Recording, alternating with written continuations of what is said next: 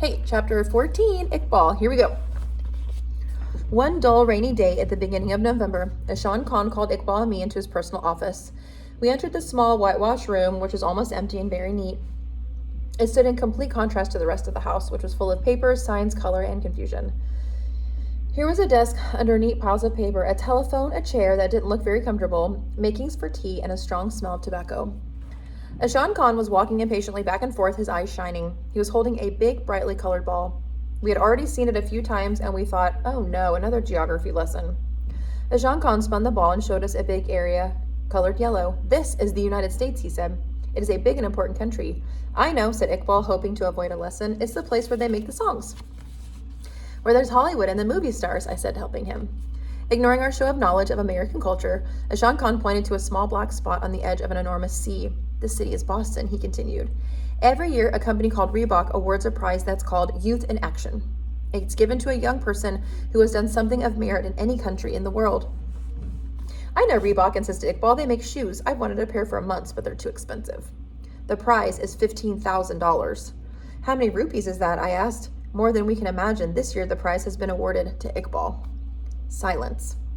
To me? Iqbal asked, confused. Yes. And do you know what it means? It means that now you are known all over the world, and so is our fight against child labor. It means that from now on, they will have to be careful before they try to touch us in any way. It's a victory, Iqbal, and it's all thanks to you. You and I will go to Boston to receive the prize, but first, Ashan Khan turned the globe. We'll stop here. He pointed to another country. This is Sweden, he said. And what's that? A country where it's very cold. It's in Europe. There's going to be an international conference on labor problems. People will be coming from all over the world. They want to hear you speak. Me? We were astonished. It was like a dream. It was difficult for us to believe that others in the faraway and unknown place called the world knew about us and our suffering. We were nobodies, wretches who just a year before had been working at our own looms, some of us chained to them. And all those people wanted to listen to Iqbal. There's more, said Ashan Khan. A university near Boston has given you a scholarship.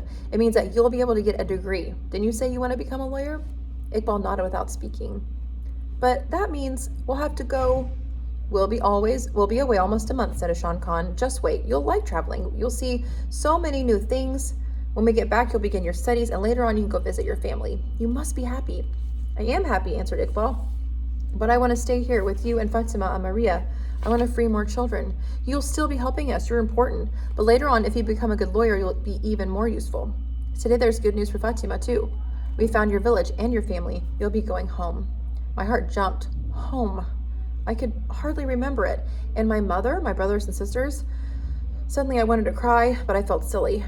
Why should I want to cry at good news? I was about to return home free. Iqbal was going to receive a rightful reward for what he had done. Everything was going well. Whoever could have foreseen all this when we were working like slaves for Hussein? I did cry, and it was because I was so happy. The next 2 weeks just flew by. The big pink house boiled over with activity, everyone running from one end to the other, getting things ready for the journey. Reporters from Pakistan and abroad wanted to know about the prize. The garden was always full of people. For me, every sunset held sadness and hope. How much longer before Iqbal left? 9 days. I have memories of Ashan Khan talking into 3 microphones, of a stranger wandering around taking photos of all of us. I should have made him give me one, at least I'd have that now. I remember the women kneeling with pins in their mouths, fitting the Western-style suit that Iqbal would wear at the ceremony.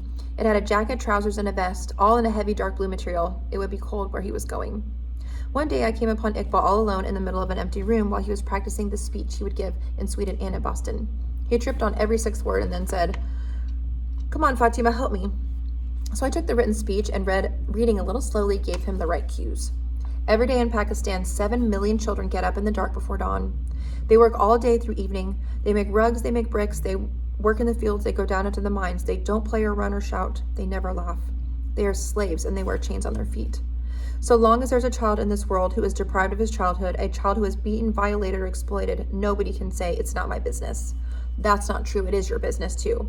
And it's not true that there's no hope. Look at me. I had hope. You, ladies and gentlemen, you must have courage.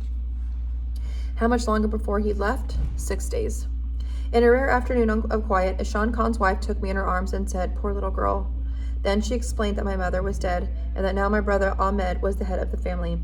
He was impatient to see me because he had plans to go far away to try his luck in Europe. He wanted to take me and my little brother Hassan with him. I was going home to my family after Iqbal's departure. Maria promised to keep me informed about everything that went on. Before I left for a foreign country, I'd come back to headquarters to say goodbye. The last night Iqbal and I were together, we got up and met in the big room where we talked and talked, just as we used to in Hussein's workshop. At dawn the next day, they let me ride in the car with Iqbal and Ashan Khan to the airport.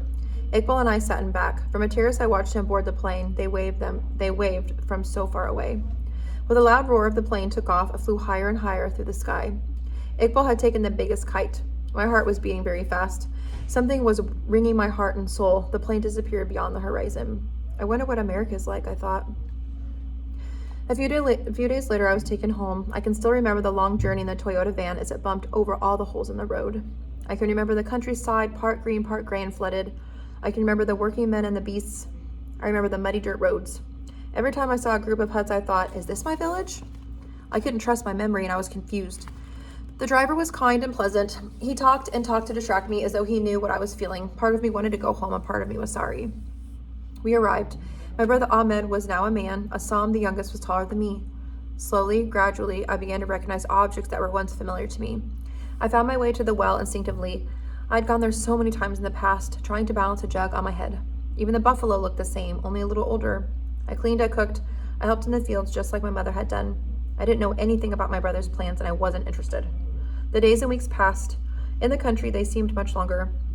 I finally received a letter from Maria. I ran to read it outside. She wrote, "Here, everything's going well."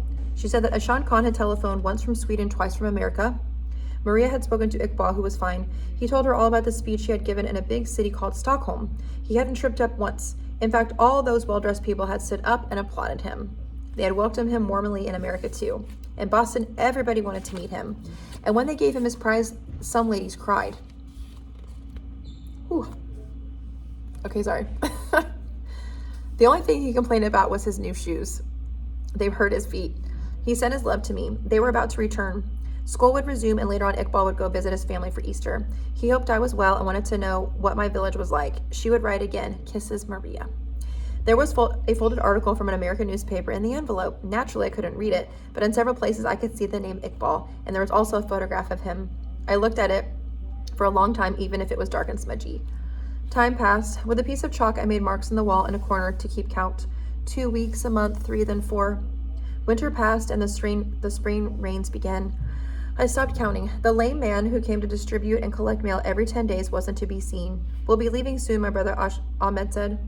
When I finished my work, I would sit in the doorway and look out toward the path that led to the village. They've forgotten me, I thought. My mind went back to the kites, to Iqbal standing tall next to the carpet he had cut, to the night we crawled to the tomb to help him, to the afternoon in Lahore when we went to the movies.